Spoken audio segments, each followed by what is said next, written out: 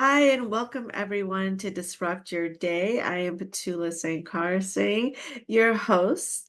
And today we have an amazing guest. I'm just going to call her a witch, Camilla. And she is an international best-selling author, poet, writing coach, and creative well-being mentor.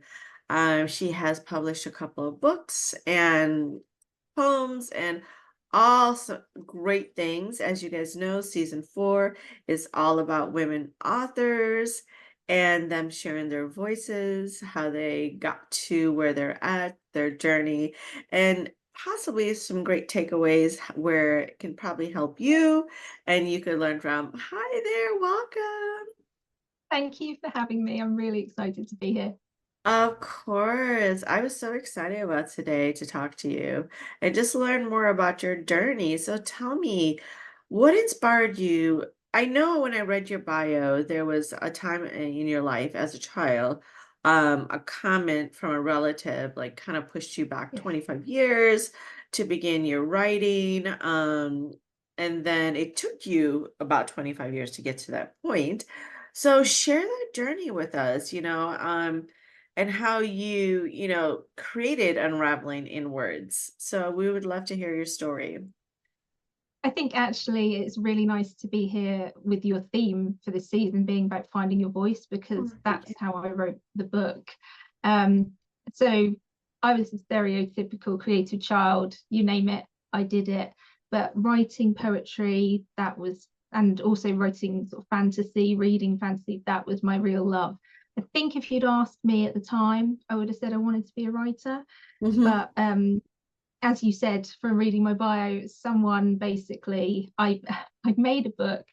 It was like pages of A4. I'd illustrated it. It was called The Princess and the Orb. I'd written the story, handed it to a relative, and they flicked through it and they said, well, yeah, it's all right, but it's not Lord of the Rings, is it?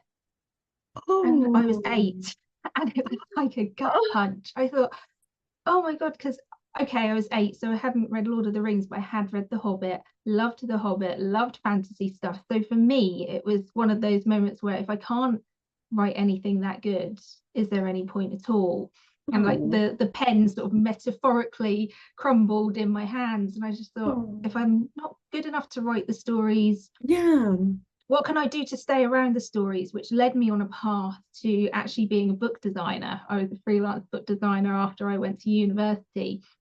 And it was a few years into my sort of struggling career as a freelance book designer, graphic designer. Um, on an emotional level, I'd got to a really dark place. Mm. I struggled with depression through my 20s. I'd had Mm. panic attacks. I really didn't know who I was or what I wanted to do or be with my life. So I was a really, really low place. And Mhm. I'd had some spiritual entrepreneurs that I was working with. Mm. One of them said, I'm writing a book.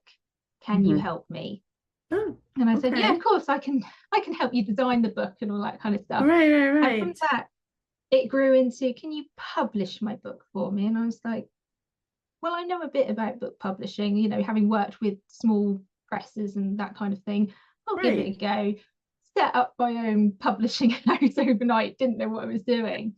Mhm. Started working with all these authors, like just doing the book design, layout, etc. Mhm. And they kept coming to me saying, I really, really, really want to work with you, but I'm still writing and I need help. Can you help Oh. me? And I'm thinking, I really want to help them because some of their stories that they want to tell are just amazing. Some of the expertise they Mm. want to share with the world is incredible. But I had Mhm. my own hang-ups about being a writer, didn't know how to help. Mm. And it led me to go get a coaching qualification because I thought I don't have to have the experience of being a writer to be able to coach them through it. And Right. throughout the journey of getting my coaching skills, I was also working with a holistic practitioner, and she was giving me lots of holistic tools. She just kept saying, trust the process. I'm like, I don't know what I'm doing. You've opened up my emotional bucket. I don't know if this is even a good idea. Like, why did I start? This is never going to end. Because honestly, just the stress, the overwhelm, all of these wounds from all of space and time were just coming at me, and I felt like I was drowning in all of it. But eventually it Mhm. did start to get better. And I started to use these holistic tools and my coaching tools to Mhm. unlock the idea that maybe I could be a writer. Maybe I had Yes. something worth saying. Because I'd Mhm. always, having worked with books for so long, people had said to me, when are you going to write a book? Over the years, and I said, I don't know, I'm not a writer, I don't have anything to say. Mhm. So what happened is, as I started to just write for myself, it was literally just poetry in a notebook. No one knew about it until one day I happened to mention it to a friend, and they said, oh, why don't you share some? Which I did. And the response, like, I literally just shared it on my Facebook profile to my friends, and the response was incredible. People were like, Mhm. oh my goodness, this really speaks to me. This really resonates with me. It's beautiful work. You need to share this. And I'm thinking, no. So I sat on it and did nothing with it, and continued, doing my work, coaching other creatives and writers on my emotional healing journey. And Mhm. I suddenly realized that my holistic practitioner, we'd started to decide to go into business at that point because we'd been trying to help each other in our businesses and it just wasn't working. And I thought it Right. would be really great for her to write about emotional healing and kind of less of the love and light of spiritual new age healing, and more like what Yeah. it's really like, those days where you don't want to get out of bed and you just Mhm. think, what the hell have I done? This is a nightmare. So the Yeah. good, the bad, and they're really ugly. And then Yeah. I realized that wasn't what we wanted, that what the world needed. What they Mhm. actually needed was to hear from someone who thought they were too broken to be fixed. They needed to hear from someone like them. And I thought, oh, Yeah. that's me. They need to hear from me and the journey I went on. Because honestly, there was points in my 20s where I was Mhm. really suicidal Oh and my just thought, goodness. what's the point? So I just thought, okay, I'll write about it. I'll just write a book. Mhm. Why not? I'll The just tell power. everyone the story. I feel like in And I just every turned up. episode, yeah, I feel it, sorry, but I feel like in every episode that I've been recording, I'm always saying the power of pen to paper. Oh, it is. It is Because I so just helpful. turned up and it poured out of me for 40 days. I could not stop. Like literally, there was one night where I would stop at any time and just be sitting there. If I wasn't at my desk, I'd be on my phone, tapping away, typing. And there was one night where I nearly burnt the house down because dinner was cooking. I wasn't watching the oven because I'm just like this. It's coming out of me and I couldn't stop. I was making audio notes on walks when I was with my dogs. I was waking up in the middle of the night to make notes. It was just, it just needed to come out and be out there in the Ah, world. It was just the most incredible experience. And the power that came through me, it really was just words flowing through me. And I just surrendered to the process. It was oh incredible. my God, that's so amazing. So, oh my God, I love it. So, tell us, so the book's called Unraveling Inwards, and is Yeah. that pretty much your story from everything you went through and just like you said, Yeah. unraveling all the pieces? And what in the book you can you say that would be some pivotal points that you could share with the audience to help them? I mean, I want you Yeah. guys to So get a the, book too. But- yeah, I'll show you the cover as well. This is the book. oh, thank Yeah. you so much. So Unraveling Inwards, a journey of embracing the divine feminine. I called it Unraveling Inwards because that's what I did. I really did unravel, but it wasn't like a messy outward, Mhm. going out and drinking and turning my life upside down and, all of that kind of stuff. It really was a very inward and emotional unraveling. And Mhm. it wasn't until I was writing the book that I realized that there was stages of the book, or stages of the emotional healing journey. So Mhm. it started off with what I decided to call exhumation, which is Mhm. where you're like really digging up all the suppressed stuff, all of those wounds, all of that stuff that you've tried to bury that you don't want to look at, and it all comes up like old bones. But Mhm. then suddenly they're not old bones, they're actually flesh and muscle, and they're bleeding and they're real and raw and live in you because you've like buried them for so long, and then you bring them alive again and have to deal with it. And that Oh was my really, goodness. really hard.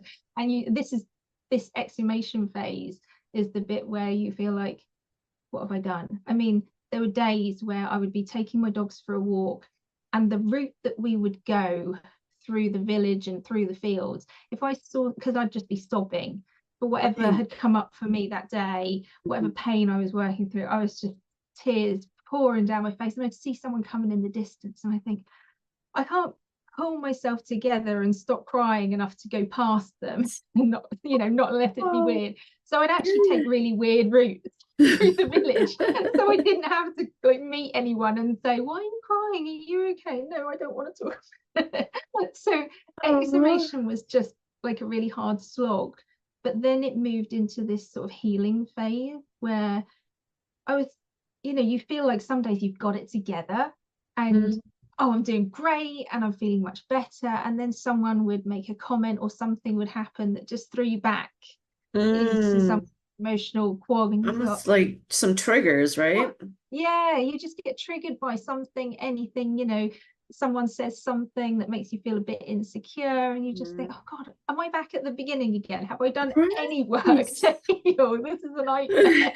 And you sort of like go backwards and forwards. And Yeah. then the final bit that I wrote about in the book is reclamation, where most of your healing is complete. It doesn't mean Mm. that you're never going to be triggered by anything again, because we're human after all. But Yeah. it's that stage of a lot of the things that really, really wounded you. Like Yeah. I had a lot of fears and like persecution complex, and was Mm. afraid to be seen, afraid to share my voice with the world. Yeah. Um, Suddenly those things don't bother you as much anymore, and you kind of choosing how you want to go forward with your life. What do you want to build with the Right. rest of your life? Now you're not weighed down by all the Yeah. pain, basically. So did you, while you were going, this is an incredible healing journey for yourself, because I always say that we're all, we're all healing for a lifetime, right? Like I Yes. so Yeah. resonated with what you just said, you just get past the really bad crippling part Yeah. of it, right? And then you continue to heal because there will be things that trigger you. Did Absolutely. you have any mentors, coaches, therapists, or did you just work through this journey um by yourself? I couldn't have done it alone. I Mhm. had no idea where to start. I really Yeah. didn't. And basically, at the beginning of lockdown, March 2020, I decided to get involved in a collaborative project with loads of holistic practitioners. They were going to do a Hmm. summit online. Yeah. I wasn't going to be one of the holistic practitioners, but I was going to help with like the tech and design and stuff like that. And I met this woman. She'd been a holistic practitioner for decades, loads of tools, all kinds of tools. Some were like body Hmm. work and kinesiology and all of these things. And Yeah. she basically said to me, you can change your life, you can heal, you don't have to carry around all this weight. And Hmm. I said, nah, I think you're wrong. I'm way too broken. Yeah. Yeah. You're It's like, not happening.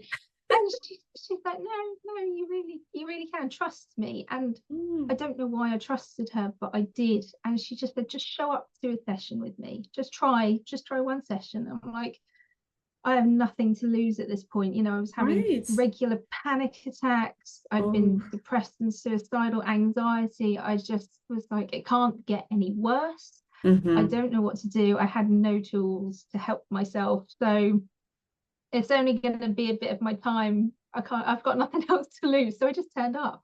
And, hmm. I liken it to an emotional bucket, or like being in a boat and your boat is full with water, and you're Hmm. literally at the beginning bailing yourself out with a teaspoon. That's what I write in the Hmm. book. At the beginning, you've got a teaspoon and you're trying to bail out the water.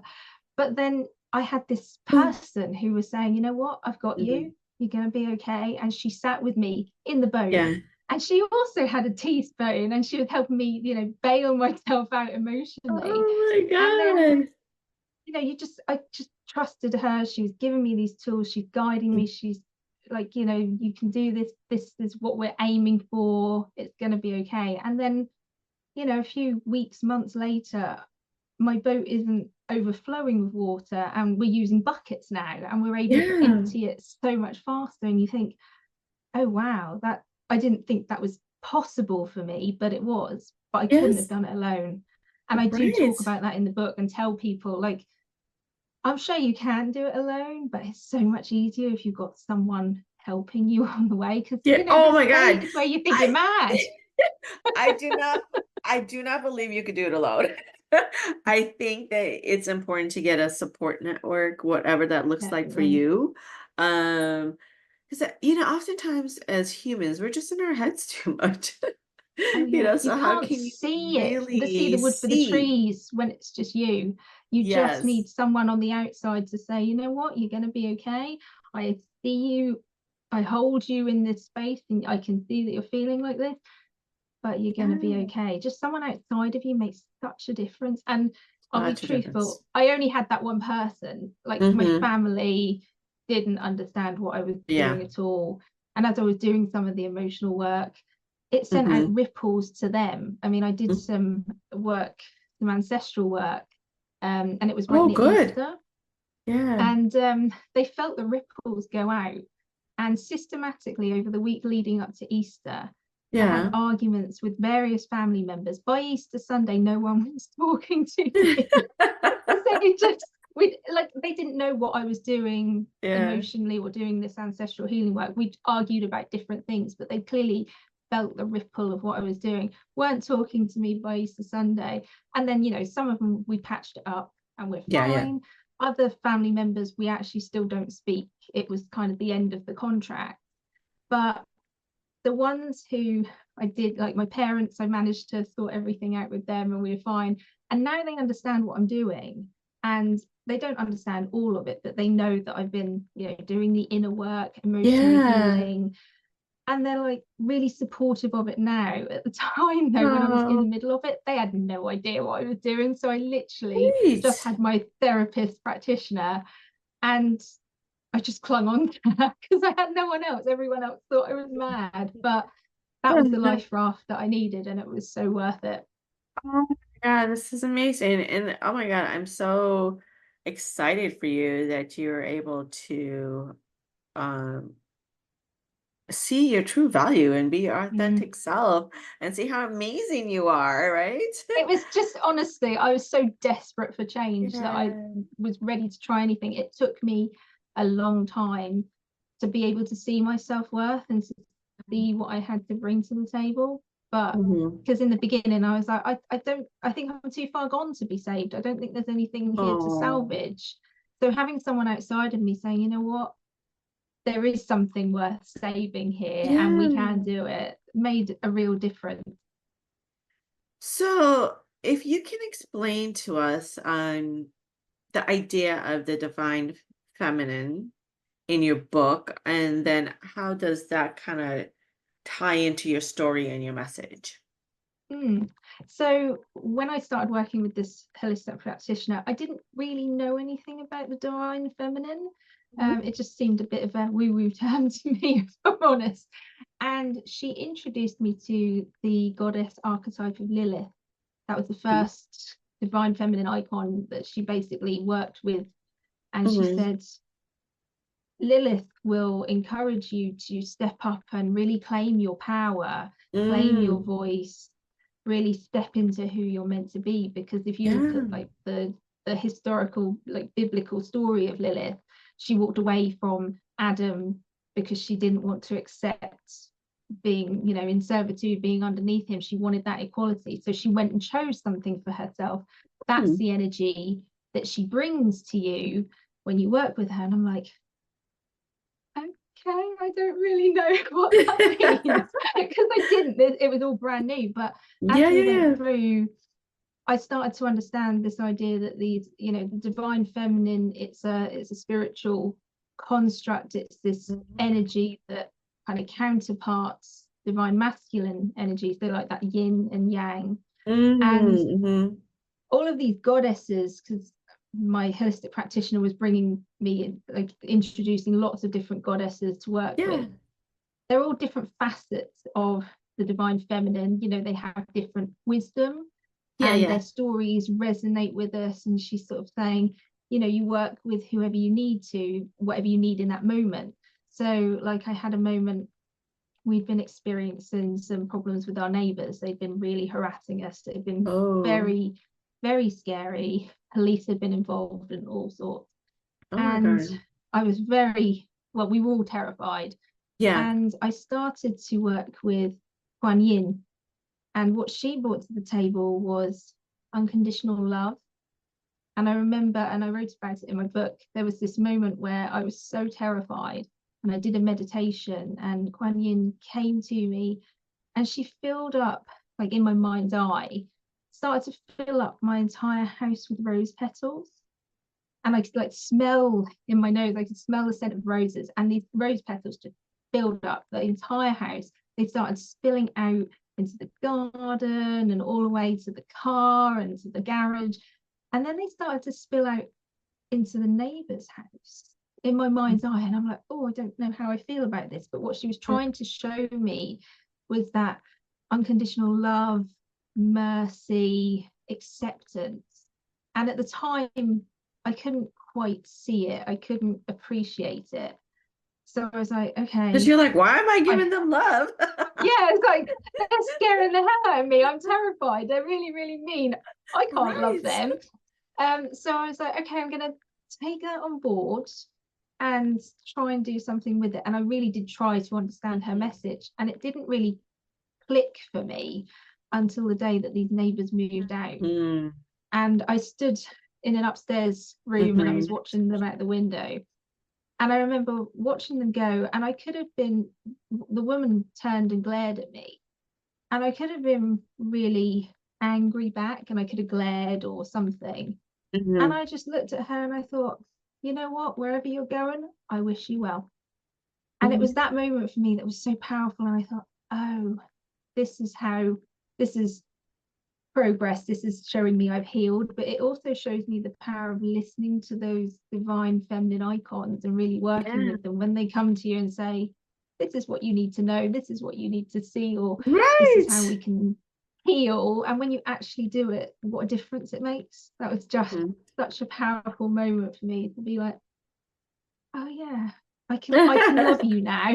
You may be leaving, but I can like wish you well and not, you know, be full of fear or anything. It showed me the power of working with the divine feminine. That's amazing. So what do you hope your readers will take away from your book? And how do you want to influence their lives? Their I takeaway, and yeah, then you're envisioning how to, like, how would you like this to influence their lives? I hope that the takeaway that they get from this is that, you know what, healing is really possible, that you can do it. Mm, Because I honestly, genuinely thought I was too far gone. And yet I've come out the yeah. other side and my life is so different now. The things that I do now, Mm, never would have dreamed of before, the possibilities that are available to me, and just not walking around with all of that pain and all of those wounds anymore.